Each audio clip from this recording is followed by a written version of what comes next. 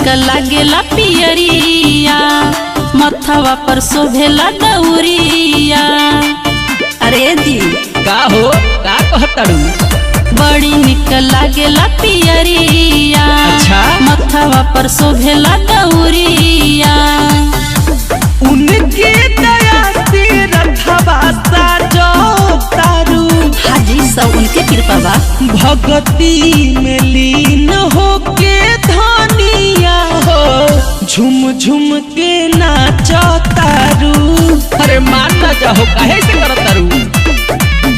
ले ले बारू गोदी में पाला काबा हो, कबो नाही बाचो तारू। अरे देखा हो बबुआ के संहारो।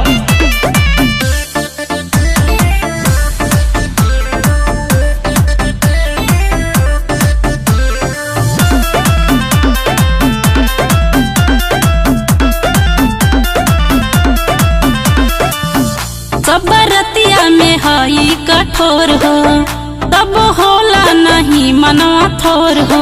जय छठी मैया, तब माई के महिमा है। सब रतिया में हई कठोर हो, तब होला नहीं मनवा थोर हो।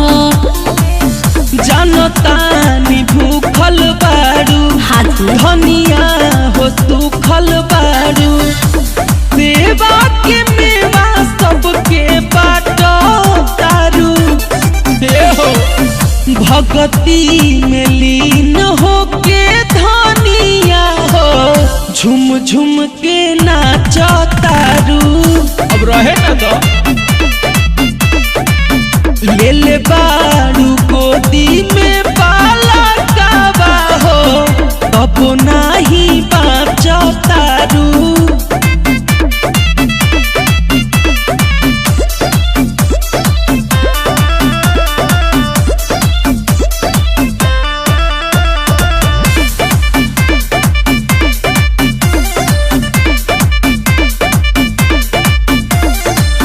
सभी सूरज बाबा के गोहरावे, नित उनके से नहिया लगावे।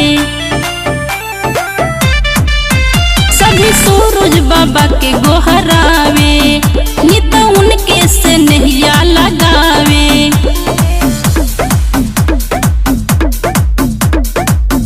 महिमा मयरिया के असरे में अखिया खोल के ताको तारू।